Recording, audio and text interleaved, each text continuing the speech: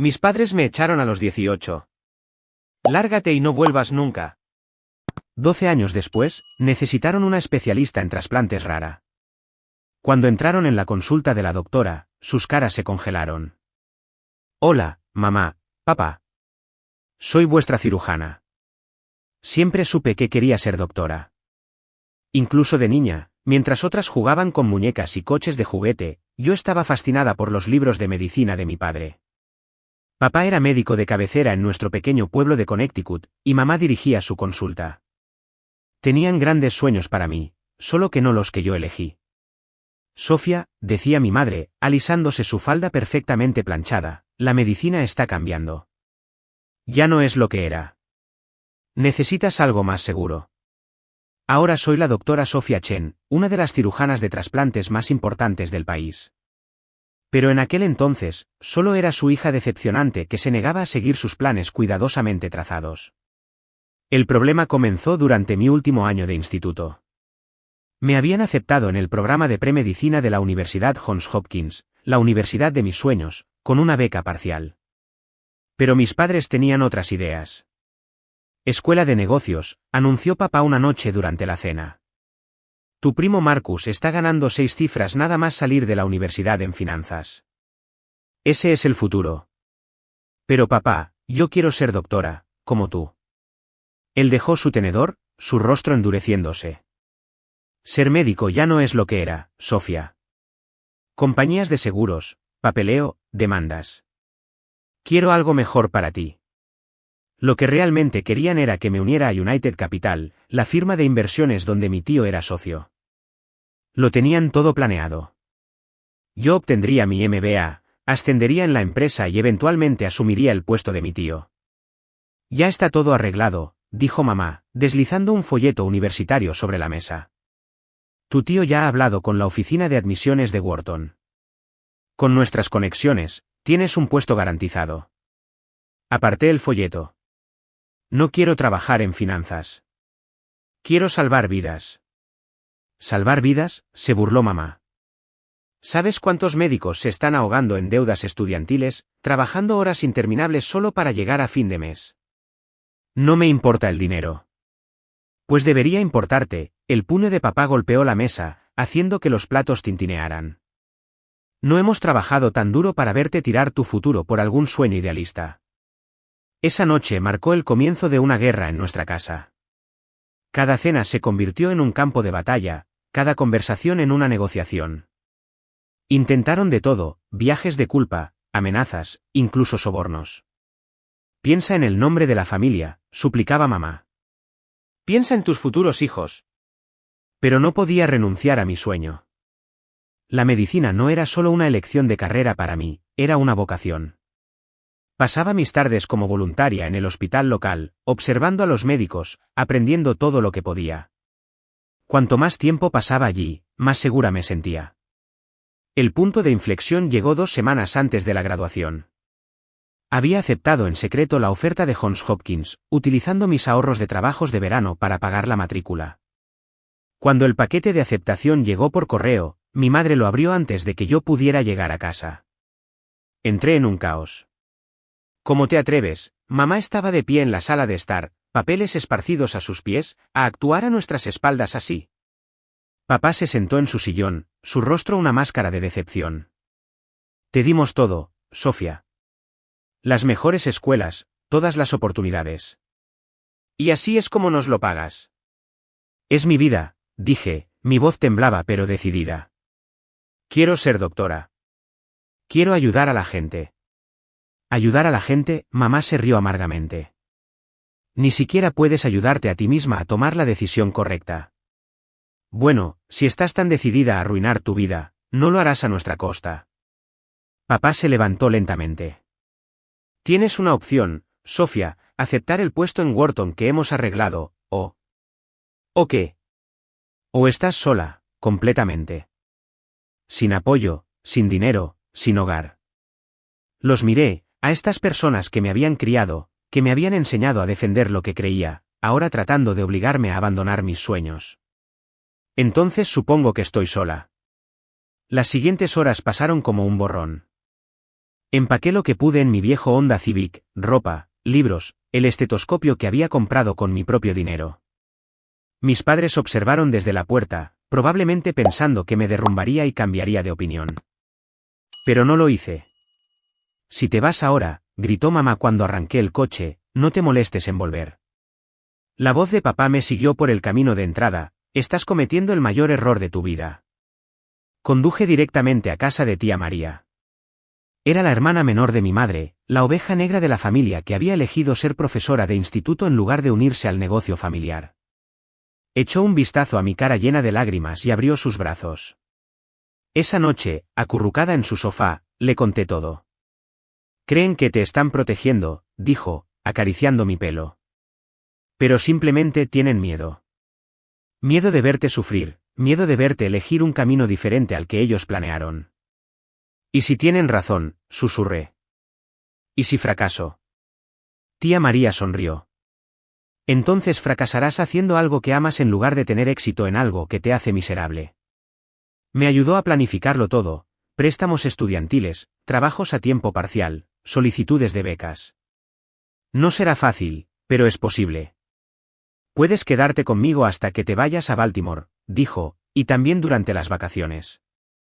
Esta es tu casa ahora. Los siguientes meses fueron un curso intensivo de independencia.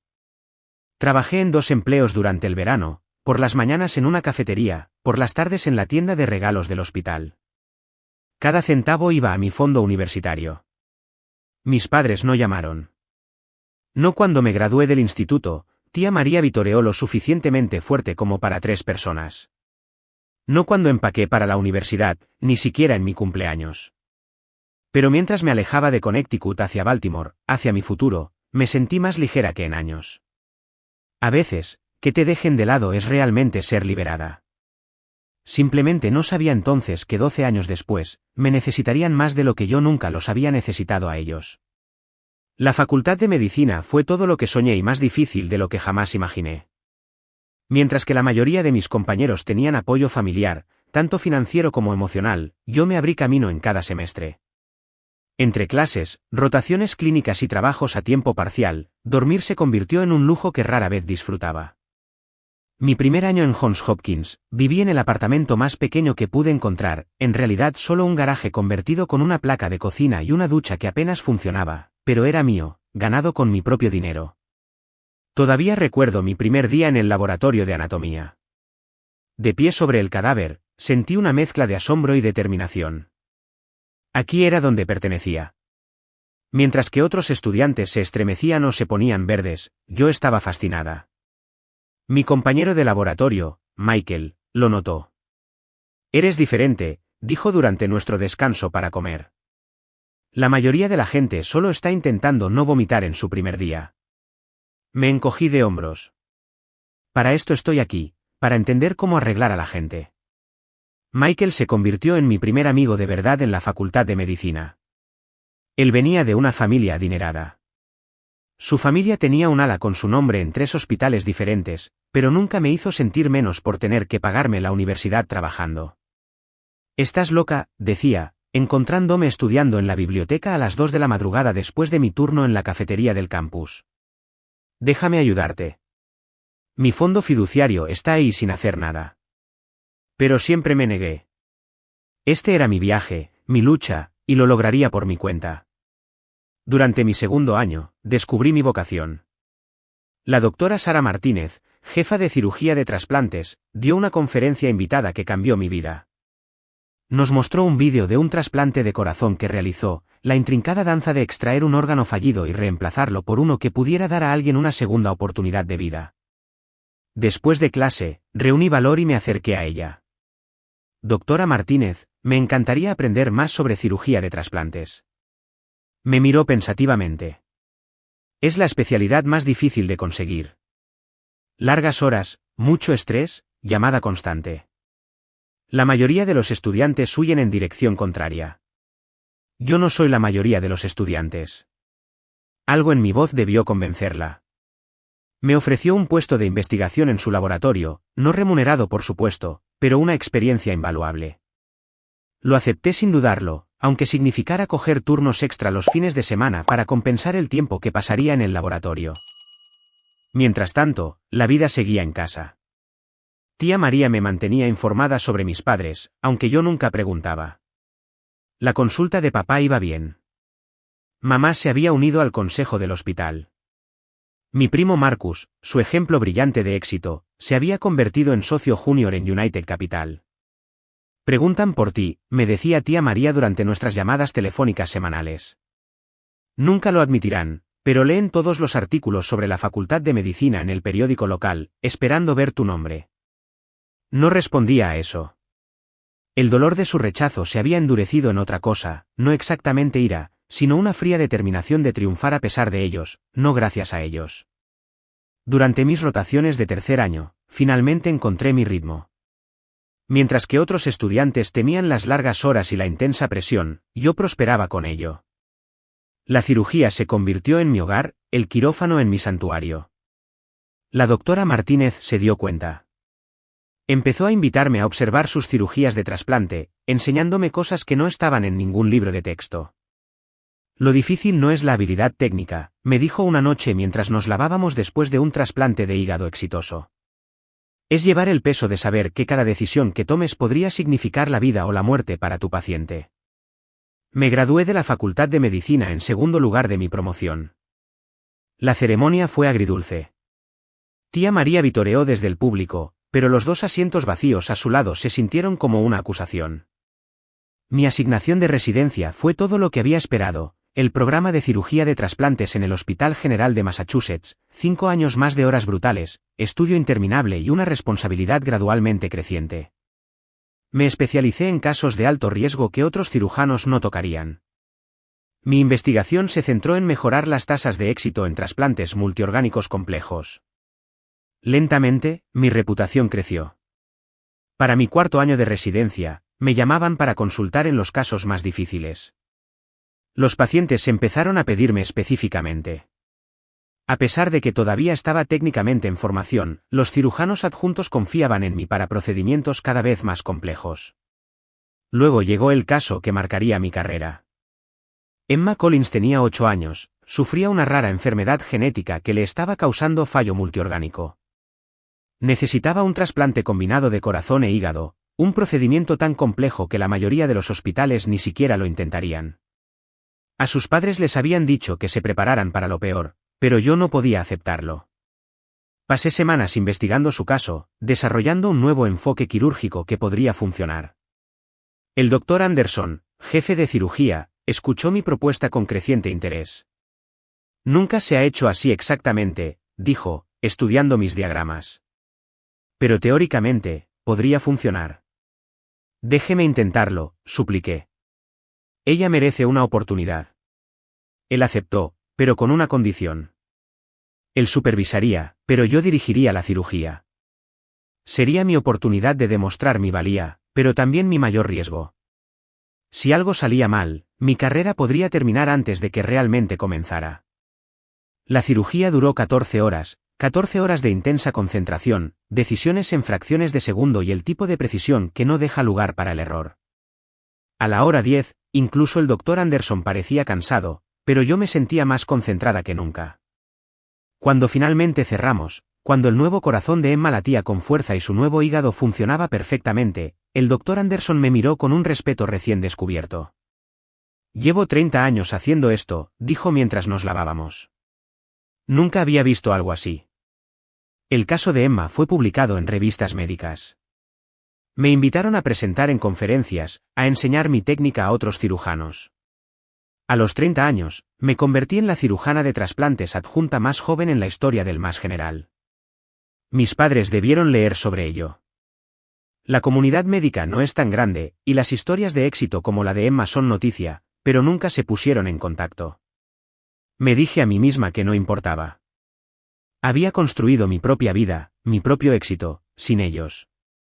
Les había demostrado que estaban equivocados en todo. Entonces, una mañana de martes rutinaria, mi asistente me entregó un nuevo expediente de caso, evaluación prioritaria de trasplante, dijo. El paciente necesita un procedimiento especializado, un caso muy complejo. Abrí el expediente y sentí que el mundo dejaba de girar. El nombre del paciente era James Chen, mi padre. Me quedé mirando el historial médico de mi padre durante lo que parecieron horas. Su condición era grave, enfermedad hepática terminal complicada por un raro trastorno vascular. Necesitaba un tipo especializado de trasplante que solo un puñado de cirujanos en el país podían realizar. Yo era una de ellos. La ironía no se me escapaba. La trayectoria profesional que tan minuciosamente habían rechazado era ahora su única esperanza.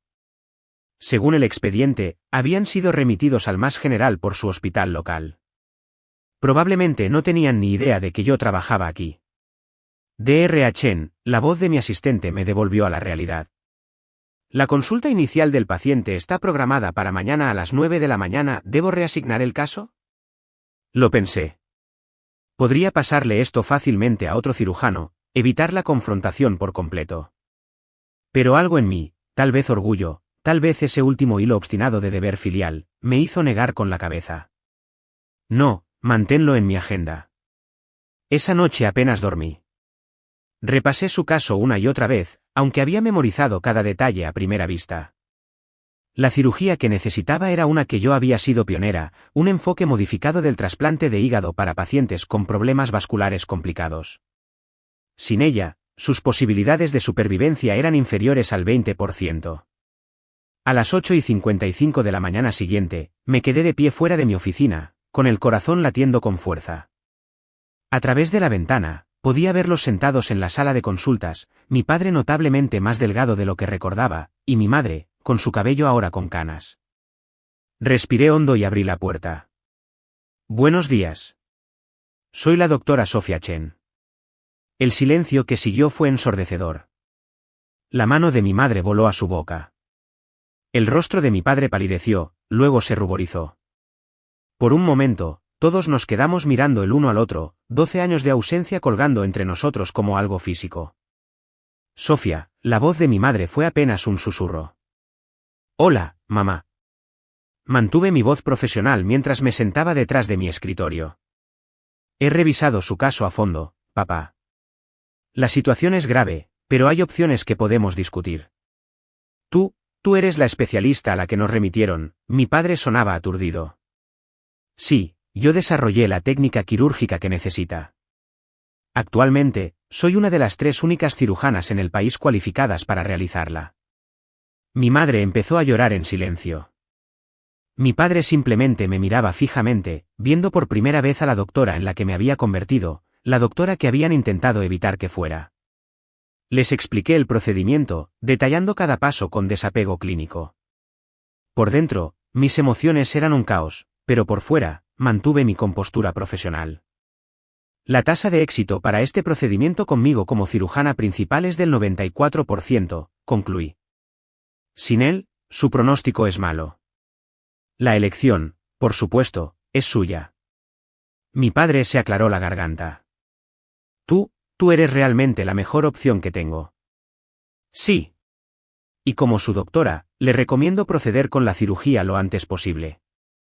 Como su hija, hice una pausa, la palabra sonaba extraña en mi lengua, eso es más complicado. ¿Sofia? Mi madre se estiró por encima del escritorio, intentando tomar mi mano. Me retiré ligeramente. Nos equivocamos, tan terriblemente equivocados. Sí, se equivocaron. Mantuve mi voz firme. Me echaron por querer exactamente esto, ser doctora, salvar vidas. Y ahora aquí estamos. Pensamos que te estábamos protegiendo, dijo mi padre suavemente. No, pensaron que me estaban controlando. Hay una diferencia. Me levanté, recogiendo mis papeles. Les daré tiempo para que piensen en sus opciones. Si deciden proceder conmigo como su cirujana, mi oficina se encargará de todos los arreglos.